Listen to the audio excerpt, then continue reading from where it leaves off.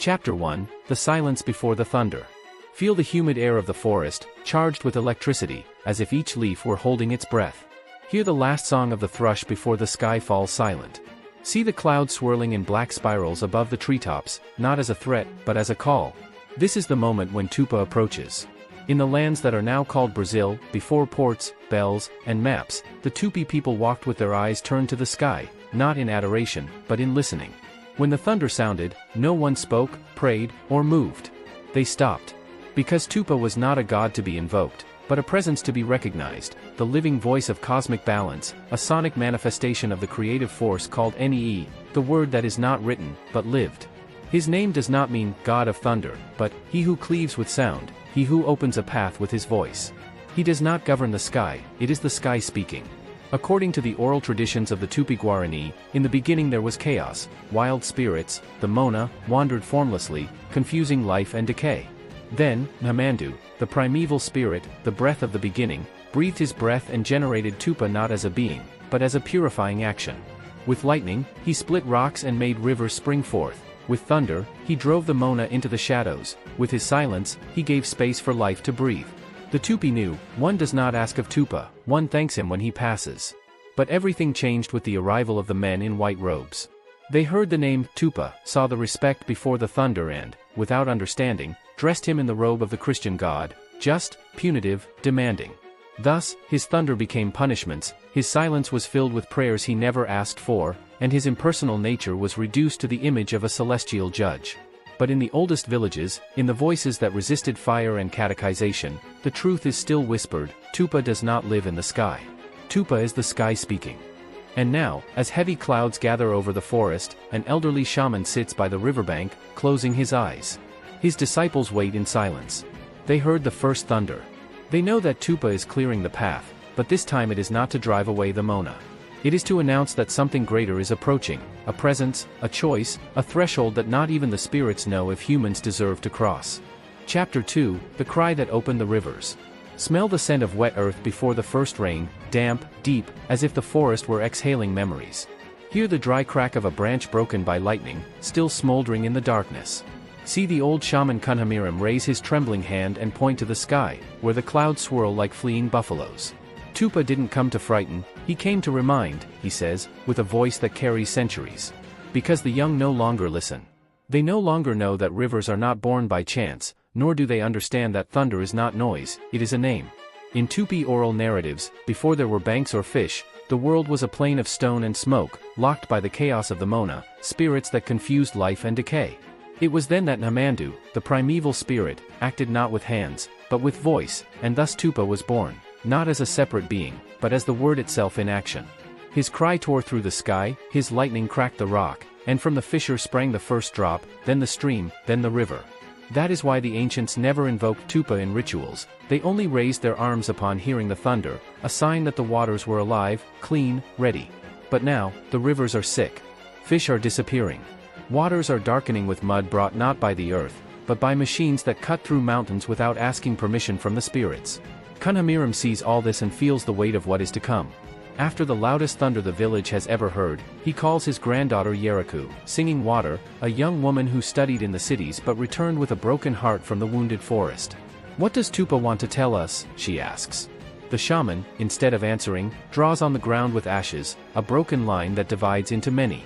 Before, Tupã opened the rivers for life. Now, he is opening the eyes of those who can still change. ñanderu understands, Tupã is not angry. He is calling. But there is danger. The men who came after the Jesuits hear thunder as noise, and noise, for them, is something to be silenced with walls, machines, and laws written on papers that don't smell of earth. An engineer has already announced a dam, it will bring progress, he said. But the elders know that no progress that silences the river is true. And what if Tupã has already spoken, and no one listened? That dawn, ñanderu dreams of a cloudless sky, only a silent lightning bolt that splits the earth right where the river bends. He wakes up with the taste of ozone in his mouth. And he knows, Tupi's next cry will not only be to remind. It will be to judge, not with words, but with choices. And this time, each choice will echo like thunder. Chapter 3, The Voice That Has No Name. Feel the warm wind blowing from the bowels of the earth, not like a breeze, but like the sigh of something ancient preparing to speak. Hear the silence between two thunderclaps, denser than any word. See Yeraku walk barefoot to the riverbank, where the water no longer sings, but chokes. She carries a basket of fibers with jerima leaves, red clay, and a piece of rock crystal, an offering not to ask, but to acknowledge. Because the Tupi never gave offerings to Tupã, there was no need. Tupã desires nothing. He is. In Tupi-Guarani traditions, Tupã is not a being with will, he does not choose, does not answer, does not forgive, nor condemn. He is like fire, he warms those who approach with respect, he burns those who act carelessly, but fire is not to blame. So is Tupã. Kunhamiram taught this to her granddaughter from childhood. Tupã does not speak with the language of men.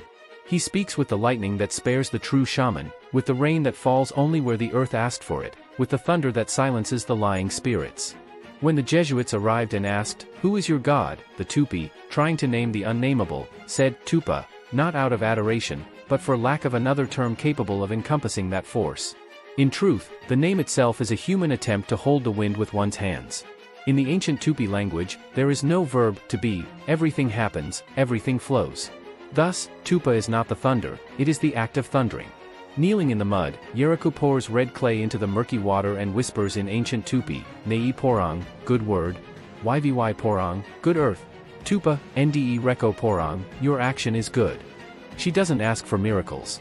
She only confirms that she still knows how to listen. And at that moment, a distant thunderclap resounds, not as a threat, but as an answer. A single drop of rain falls on her forehead. It's not a promise, nor an order. It's a sign that the path is still open, provided that humans stop seeing the land as property and start seeing it as kin. Back in the village, Kunhamiram asks if Tupã spoke. Not with words, but with presence, Yeraku replies. The old man smiles, there is still hope. But his face soon closes. He knows that Tupã doesn't fight for us, he fights for balance. And if humans persist in imbalance, even the thunder will fall silent. That's precisely what the city dwellers don't understand. They believe that high walls will protect them from the thunder. But Tupã is not an enemy to be avoided, he is the echo of what has already been done.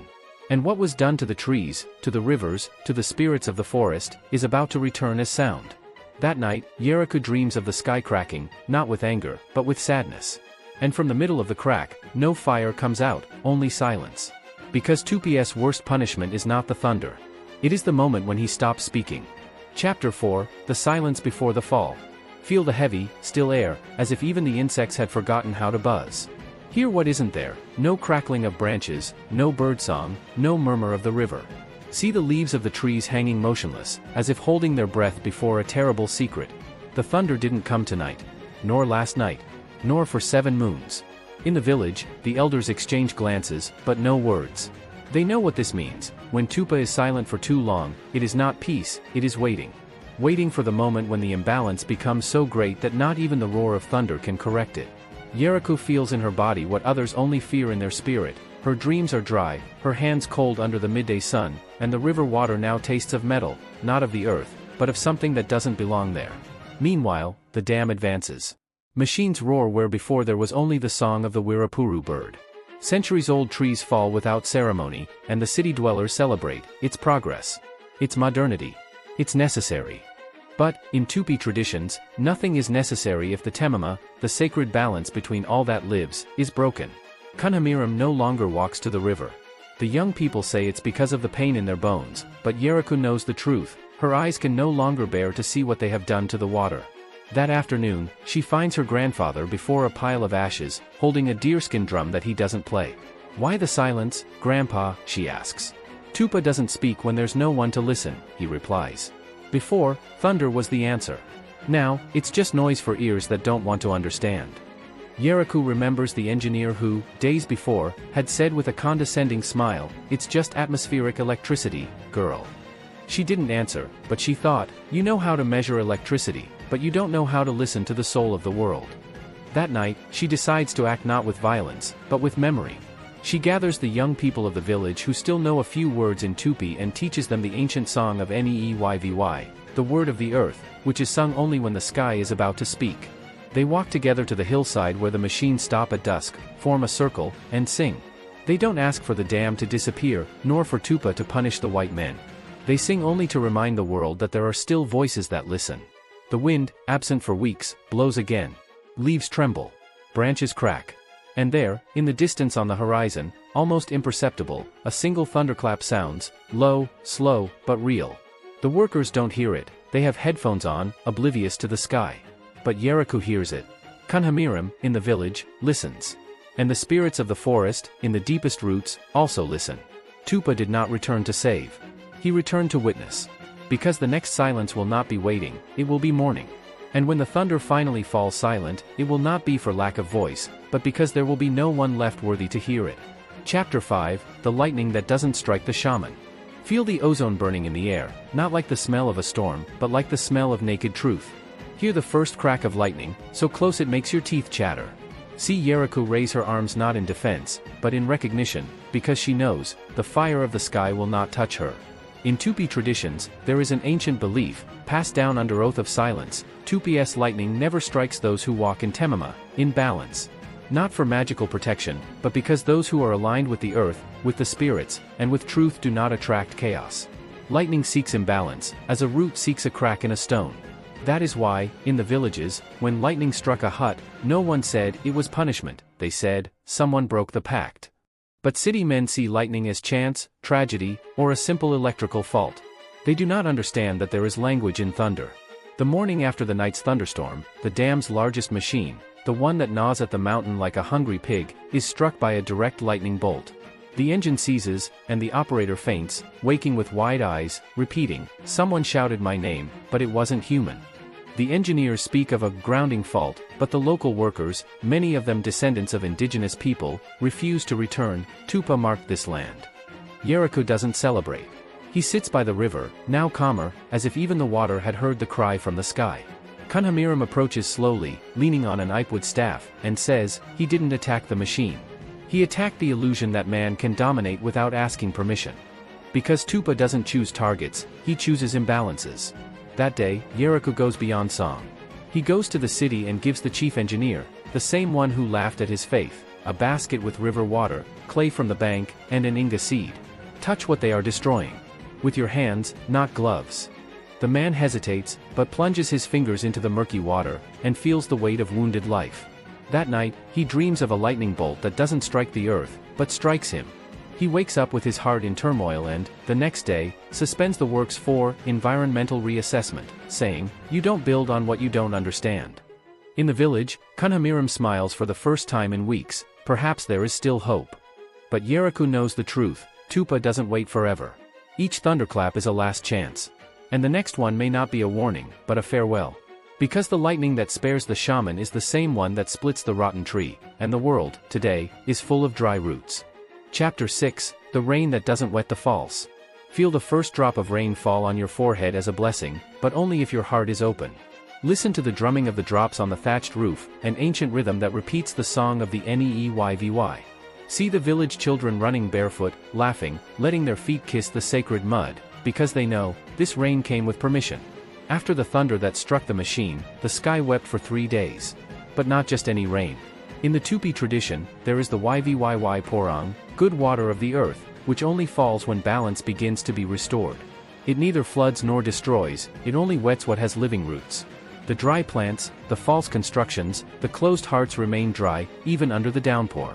Yeriku observes this silent miracle. In the stream, life returns in tadpoles and silvery fish. Near the dam, where the land has been poisoned by oil and cement, the water runs off as if the rain itself rejects it. The rain knows, says Kunhamiram, sitting at the door of his hut. It is not blind. Only men think that water falls equally on everyone. But true rain chooses where to leave its life. He recalls an old story. During a terrible drought, a true healer and a charlatan visited a village. When the rain finally came, the healer's hut was soaked with blessings, while the ground around the charlatan remained as dry as bone. The rain doesn't lie, the shaman used to say. Now, facing the paralyzed dam, Yeriku sees the same sign. The water blesses the forest, the fields, the bodies dancing in the mud, but avoids the machines, whose muddy puddles evaporate as if they didn't deserve to remain. Even the engineer notices. He returns to the village without a tie, with a notebook of questions, not calculations. "How do you know that the earth speaks?" he asks. Yeriku leads him to a young angico tree and places his hand on the trunk. "Feel.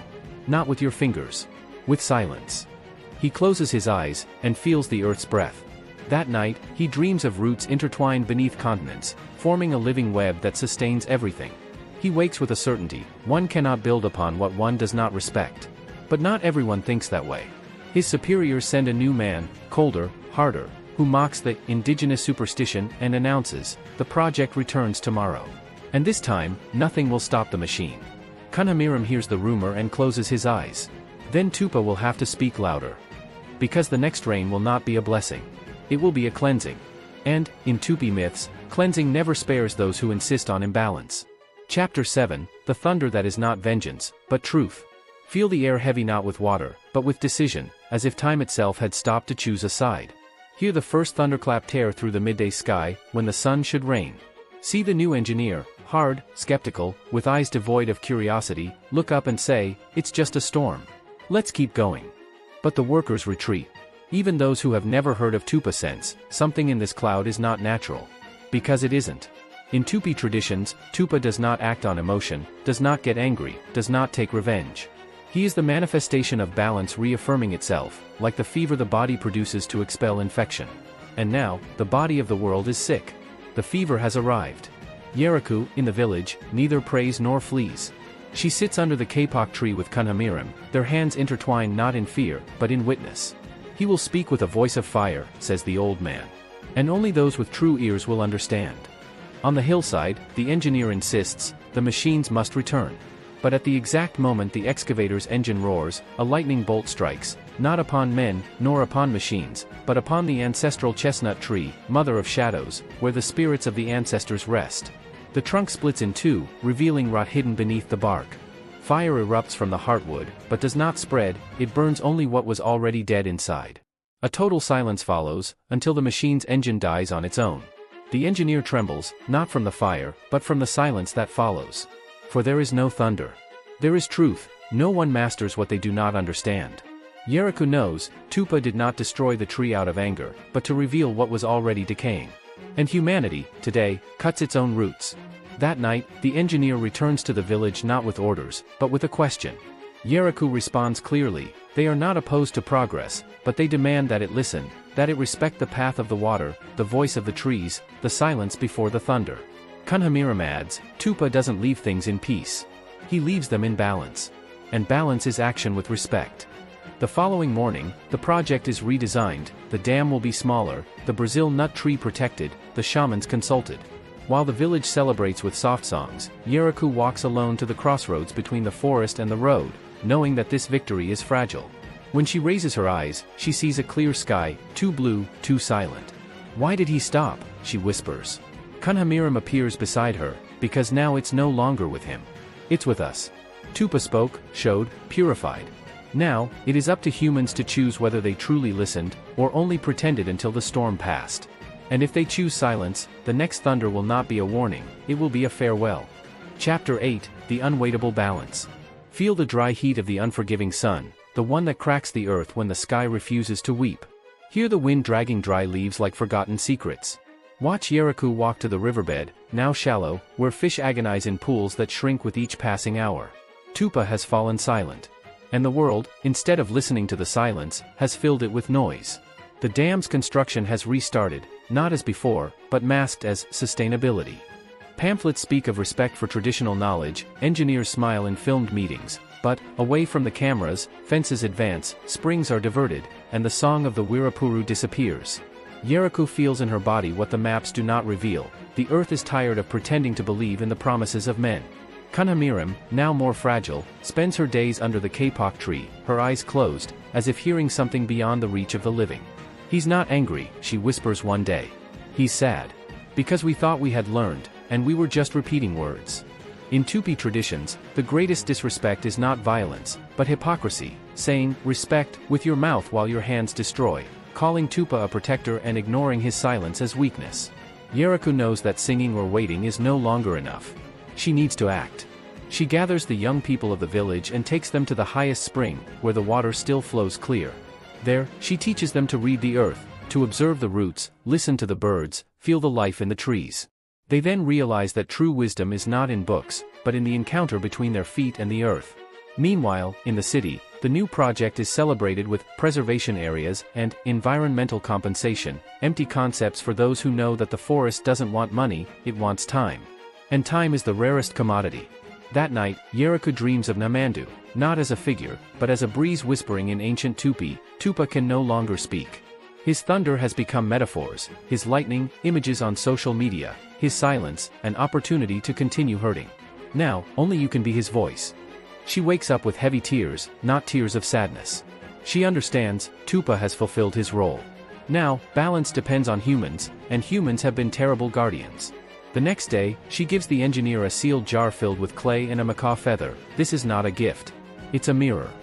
He holds it as if it weighed tons. In the village, Kunhamiram murmurs, the next thunder will not come from the sky. It will come from within those who still have the courage to listen. But if no one listens, even the loudest thunder will be swallowed by the silence that men have created. Chapter 9, The Last Cry of Heaven. Feel the air thinner, as if oxygen itself hesitates to enter your lungs. Hear the distant hum of machines, not as the noise of progress, but as the lament of the earth being skinned. See Yeriku standing atop the hill, where the forest still resists, holding the sealed water bottle, now with a trickle of mud at the bottom. The water has dried up, not all, but enough. Kunhamiram, seeing the bottle, simply shakes his head. They chose. There is no anger in his voice, only acceptance, not of defeat, but of the cycle. Because, in Tupi myths, nothing is eternal except balance. And when humans refuse to participate in it, the world reorganizes itself without them. That night, the sky does not thunder, does not rain, does not lightning. But Yeriku knows, Tupã is saying goodbye, not with fury, but with absence. Because, according to the ancients, there comes a time when the spirit of thunder falls silent not out of weakness, but out of dignity. When its signs are ignored, its lightning becomes mere decoration, and its silences, voids filled with empty speeches, it simply ceases to manifest. Without Tupã, the world loses its rhythm, the rivers flow aimlessly, the trees grow crooked, the spirits of the forest hide so deep that not even the shamans can find them. Yeriku gathers the few young people who still believe, not to fight, but to remember. Teach your children the true name of the river. Plant seeds where the machines have passed. And when you hear thunder, even if only in a dream, stop everything and listen. Because Tupã may fall silent in the sky, but never dies in those who know how to hear the silence between the sounds. In the city, the engineer keeps the empty bottle in his drawer. He doesn't throw it away. Sometimes, at night, he holds it in his hands and wonders, is there still time? But time isn't measured in hours, it's measured in roots. And many have already been uprooted. Then, on a moonless dawn, something happens. There's no lightning, no thunder. But everywhere there's still someone who respects the land. In villages, in city alleys, in hidden forests, people wake up with the same feeling, something sacred is gone. The wind no longer sings as before, the rain falls, but without joy, the sky seems emptier, even full of stars. Kunhamiram calls Yeriku, Tupã hasn't gone away. He has retreated. Like the jaguar that disappears into the forest when the hunters arrive. Like the root that waits under the ashes of the fire. And what do we do now, she asks. We continue. Even without thunder. Even without signs. Because true balance doesn't depend on miracles. It depends on daily choices. She understands, Tupã wasn't the savior. He was the mirror. And now that the mirror has broken, all that remains for us is to be the truth it reflected. That morning, Yeriku plants an inga sapling where the Brazil nut tree was cut. She doesn't expect it to grow quickly.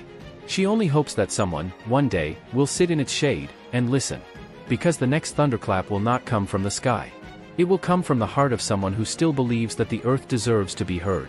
Chapter 10, The Word That Will Not Be Silenced. Smell the scent of wet earth after the first rain in months, not the rain from the sky, but the tears of those who still care.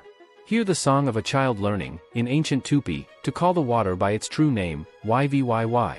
See Yeriku, now older, sitting under the inga tree, already tall, already bearing fruit, teaching her grandchildren what cannot be contained in books, how to listen to the world without speaking. Tupã has not returned. Nor does he need to. Because, in the Tupi-Guarani teachings, the sacred does not dwell only in phenomena, it dwells in the acts that honor them. If no one else hears the thunder as the voice of balance, then balance must be lived in silence, in the fields that respect the cycle of the moon, in the river that is neither polluted nor called a resource, in the word spoken with truth, not with self-interest.